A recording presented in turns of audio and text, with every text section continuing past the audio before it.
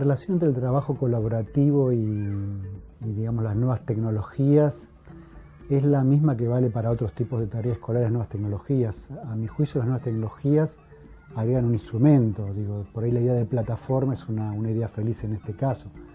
Es una nueva base sobre la cual trabajar. El aprendizaje colaborativo, el trabajo colaborativo son prácticas muy antiguas, por lo menos como idea de proyecto escolar, y claramente lo que define el aprendizaje colaborativo no es tanto el medio de la colaboración, sino la consigna, el tipo de tarea que empuje a los alumnos a trabajar cooperativamente entre sí. El sentido, por ejemplo, la idea de utilizar un drive o un elemento donde todo el mundo pueda incluir su trabajo, lo que incorpora es un nuevo instrumento que puede facilitar relativamente las cosas, pero que no agrega nada si no hay una buena consigna de trabajo y digamos, un hábito, una costumbre, un entrenamiento de los alumnos a trabajar entre sí, a interactuar y a saber lo que significa agregar cosas al trabajo de otro, a explorar una hipótesis, a discutir, a mantener un debate, a mejorar, a perfeccionar, a revisar. O sea, un conjunto de prácticas intelectuales que hacen al trabajo en común, que la verdad que no dependen en absoluto de la existencia de las nuevas tecnologías o de Internet. Si fuera así, no habría habido trabajo científico que es 100% colaborativo y que se las arregló para proceder por mil maneras. Lo que por ahí las nuevas tecnologías agregan es que incorporan al trabajo escolar elementos que los estudiantes utilizan para otras prácticas. Digo, el chat, el intercambio. Entonces, ponen en situación escolar una forma de interacción que es habitual para otras cosas, con lo cual puede crear alguna sinergia entre la experiencia extraescolar y la experiencia escolar y puede ser interesante en ese sentido. También es cierto que al ser un instrumento nuevo, puede incitar a algunas personas renuentes a hacer este tipo de trabajo a hacerlo porque sienten que ahora que tienen el instrumento deberían hacerlo. Pero digo, no agrega, a mi juicio, un elemento que desde el punto de vista intelectual favorezca el trabajo cooperativo. El trabajo cooperativo tiene que tener una estructura intelectual que hay que desarrollar con o sin las nuevas tecnologías. Las nuevas tecnologías no van a apoyar el trabajo colaborativo si esta estructura intelectual no está creada y si los alumnos no están acostumbrados entre sí a mirarse unos a otros, a discutir, a establecer un problema en común, a elaborar una hipótesis, a corregirse, a revisar. Digo, si esto no está hecho, no es que lo van a agregar las nuevas tecnologías. Solo una anécdota, digo.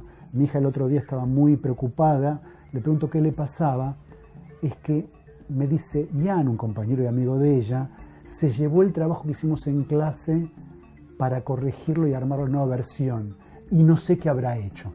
Estaba preocupada porque está en la dinámica de trabajo colaborativo, porque la escuela lo hace, lo promueve y los ha preparado para eso, y esto no era un trabajo que requiriera el uso de nuevas tecnologías en Internet, estaban haciéndolo a mano, digamos, ellos, pero claramente tiene la estructura de ese tipo de trabajo. Obviamente sometido en un drive les hubiera permitido por ahí que no estuviera tan preocupada, sino que ya conociera lo que hizo Yani es llegar a la escuela con sus propias correcciones, o podrían haber interactuado. Pero todo eso solo era posible si la estructura de trabajo grupal intelectual estaba armada antes, y ese es el propósito escolar principal. Bien, buenos días a todos, a todas. Quiero compartir con ustedes algunas reflexiones en torno al interrogante que me han propuesto. Primero empezar diciendo que las tecnologías permiten formas de interacción entre las personas que en la historia de la humanidad han estado por milenios limitadas a la copresencia, todas esas que estuvieran juntos, las personas que tenían que comunicarse. Y que desde hace algunos milenios, a partir del surgimiento de sistemas externos de representación, como por ejemplo la escritura con la que la escuela tanto trabaja, se pudo quebrar el requerimiento de la copresencia, pero siempre y cuando los que intercambian dominen el sistema de representación, esto es, por ejemplo, sepan leer y escribir, y además con las restricciones propias del modo de representación sobre el tipo de información que puede intercambiarse. Por escrito pueden intercambiarse ciertas cosas y otras evidentemente no. Las tecnologías multiplican los quiebres en la copresencia y son cada vez más versátiles para intercambiar información en distintos formatos y de grandes volúmenes. Esto se aprecia mucho en el trabajo académico, por ejemplo, en el trabajo científico, en otros trabajos, en las comunicaciones sociales con otros propósitos recreativos, relacionales, etc. Sin embargo, las virtudes del trabajo colaborativo con o sin presencia de tecnologías pueden ser sobredimensionadas si se simplifica lo que entendemos por aprendizaje colaborativo. Por eso lo que quiero argumentar en esta respuesta se refiere a las condiciones del aprendizaje colaborativo para después pensar las potencialidades que tendría el trabajo colaborativo con tecnologías como las que ustedes están aprendiendo a utilizar en el aula. Primero, lo que sabemos sobre la interacción colaborativa. Sabemos mucho. Yo voy a seleccionar 4 ejes para plantearles a ustedes y después voy a hacer una reflexión sobre cada uno de estos ejes en relación con las TIC. Vamos a empezar por el primer eje, que tiene que ver con el asunto que suscita la colaboración o que demanda colaboración.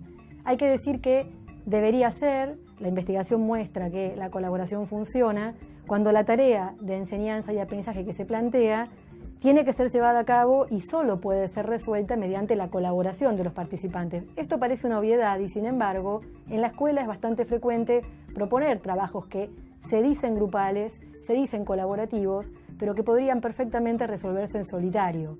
No es lo mismo pedirle a los alumnos que lean un texto y discutan respuestas que pedirles que confronten procedimientos matemáticos o que elaboren en forma conjunta la solución de un problema científico. Son tareas de muy distinto grado de complejidad, pero además son tareas que requieren en distinto grado la colaboración entre los sujetos. Entonces, el primer punto es que el resultado del trabajo sea un trabajo que solo puede ser conseguido en la medida en que se colabora con otros. Este es un primer punto.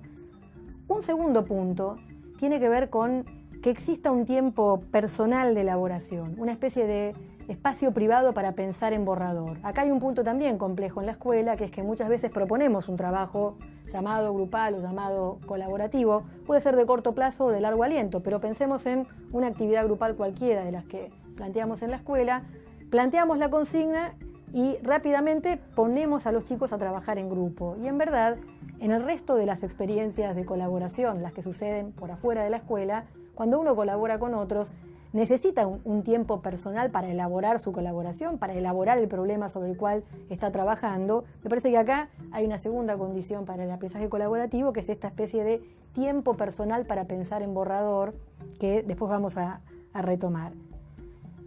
El tercer punto sobre la interacción colaborativa que quiero destacar, y este es especialmente importante, tiene que ver con el tipo de conversación que se suscita cuando 2 personas o un grupo pequeño trabajan, digamos, intentando colaborar en la resolución de un problema o de una actividad. Me voy a apoyar en un autor cuya lectura, cuando puedan, les recomiendo, que se llama Mercer, en un texto que se titula La construcción guiada del conocimiento, capítulo 6, Conversar y trabajar juntos.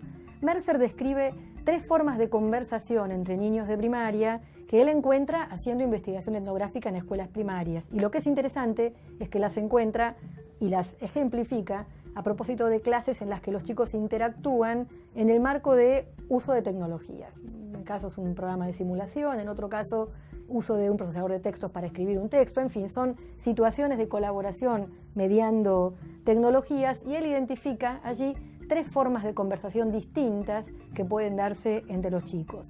A una la llama conversación de discusión, después en otro texto la llama disputativa, pero es un tipo de conversación que ustedes seguramente van a reconocer, esa conversación en la cual en verdad efectivamente hay interacción entre los participantes, pero los participantes están compitiendo a propósito de aquello que tienen que resolver supuestamente de manera conjunta. En verdad no hay colaboración, más bien hay algunos indicadores de que esta colaboración está ausente, como por ejemplo el hecho de que los participantes se reservan información que sería beneficiosa para trabajar juntos porque no quieren que el otro sepa algo que podría en alguna medida ser beneficioso en esa lógica competitiva, en un beneficio que no se quiere.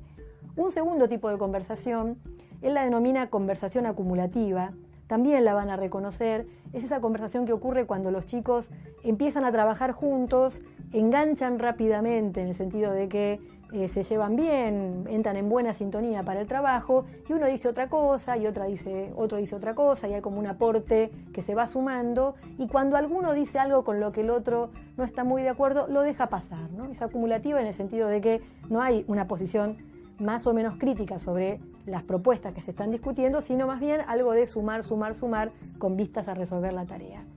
Y un último tipo de conversación, que la llama conversación exploratoria, no sé si es la mejor denominación, pero en todo caso lo que él quiere reflejar con la idea de exploración es que en esa conversación los chicos buscan alternativas de solución a un problema, ofrecen argumentos en relación con estas alternativas y debido a ello el tipo de colaboración que se produce da lugar no a la disputa que vimos en el primer tipo de conversación, tampoco a la mera acumulación de una idea y otra idea, sino al contraste de ideas y a la decisión conjunta acerca de alguna que parece superadora en algún sentido que el grupo le atribuye a la idea que se está analizando. Evidentemente, por lo que yo estoy planteando y en la perspectiva de Mercer, la colaboración tiene más que ver con la conversación exploratoria, y es interesante saber que la conversación exploratoria tiene algunos indicadores lingüísticos que uno puede aprender a escuchar en el aula. Por ejemplo, una conversación de discusión o de disputa es una conversación en la cual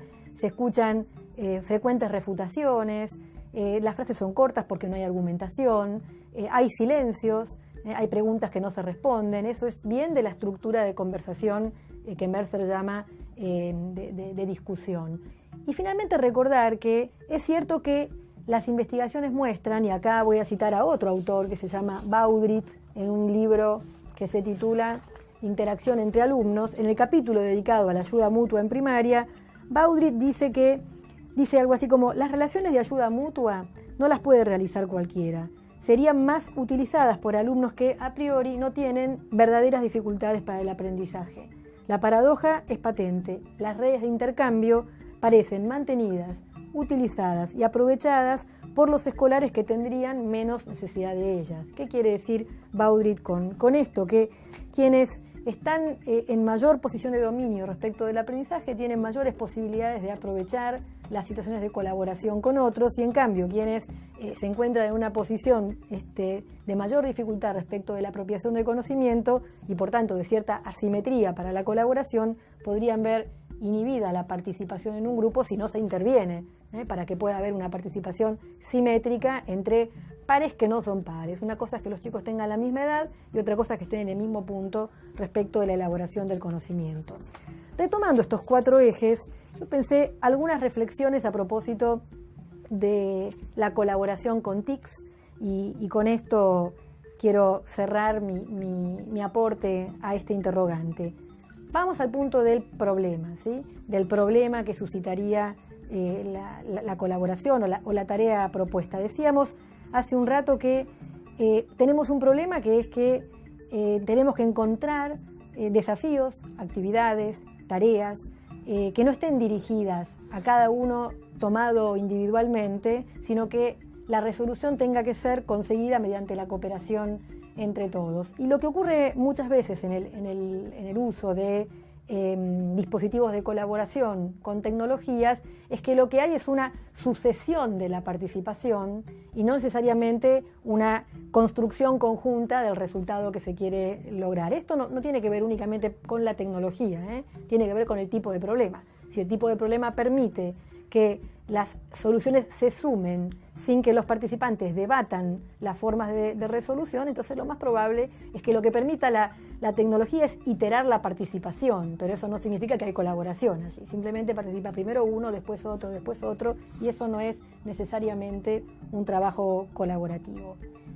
El segundo punto, ¿se acuerdan?, tenía que ver con el tiempo personal para pensar en borrador. Acá sí me parece que hay una fortaleza en el uso de las tecnologías, a diferencia de lo que pasa en el aula, que todo ocurre de manera presencial y en el momento en el que se plantea la tarea. Efectivamente, el trabajo con mediadores tecnológicos y sobre todo la posibilidad de elaboración personal parecería una fortaleza en estas condiciones. Por supuesto, para eso se requiere que sea una práctica instalada, ¿no? En el sentido de efectivamente marcar ese tiempo personal de preparación de algo antes de ir al espacio de colaboración. Pero es cierto que al romperse la copresencia, al ser posible que no siempre todo ocurra sincrónicamente, hay más tiempo para la elaboración personal que la que permite la sincronía de la clase. Respecto al tipo de conversación, que era el tercer punto de nuestro análisis hasta ahora, es cierto que lo que las tecnologías resuelven es un problema de comunicación entre quienes no comparten tiempo y espacio. O sea, ustedes van a ver algunos ejemplos de colaboración sincrónica en el uso de las tecnologías, pero también saben que es posible un trabajo donde no hay presencia sincrónica de quienes están haciendo una tarea que es una tarea común, ¿no? Pienso, por ejemplo, en lo que puede pasar en un intercambio vía Skype o en un chat, o inclusive con el uso del correo electrónico o hasta con algún escritorio compartido de trabajo, como pueden ser algunas aplicaciones bien conocidas, ¿no?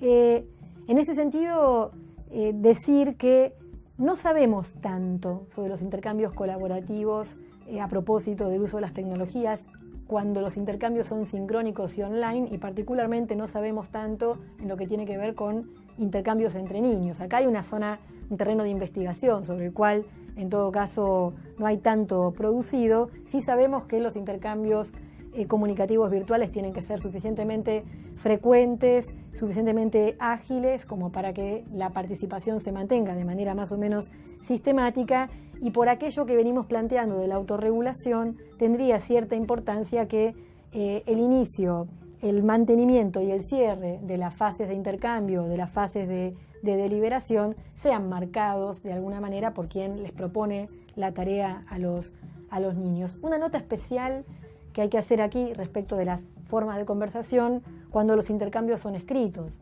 porque muchas veces la forma de colaboración es a través, por ejemplo, de un escritorio compartido donde están produciendo un texto, donde están acumulando ideas.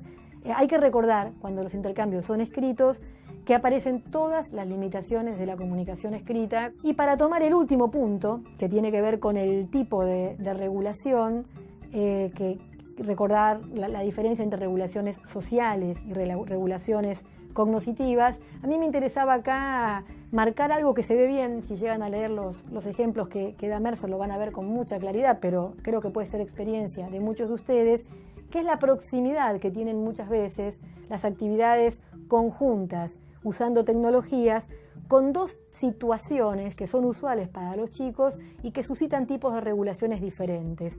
Una es la competencia en el sentido de quién hace mejor algo, quién lo hace más rápido, quién hace más o lo que fuere. Muchas veces se desliza hacia la competencia, y entre la competencia y la colaboración hay montones de diferencias, comenzando por las formas de intercambio que se producen entre los sujetos. Y la otra situación hacia la cual se desliza, digamos, el trabajo colaborativo es el juego.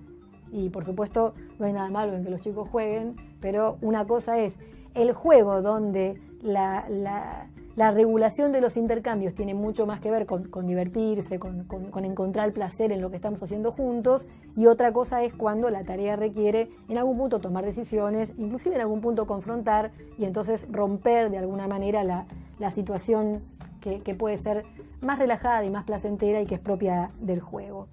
Para cerrar, simplemente pensar la tecnología como un elemento mediador de unos intercambios entre chicos que no son colaborativos porque sí, más bien aprenden a colaborar en el marco de las tareas escolares. Recordar, reiterar que colaborar requiere aprender formas de comunicación específicas y que tenemos que explorar cuáles son las formas de comunicación colaborativa específicas cuando están mediando las tecnologías, y pensar cuál puede ser la función de los docentes en la regulación de los intercambios entre chicos en una situación donde los chicos van a trabajar en muchos momentos solos o entre sí, pero si no hay una cierta intervención del docente, los intercambios pueden dar lugar a la competencia, al juego o al trabajo individual.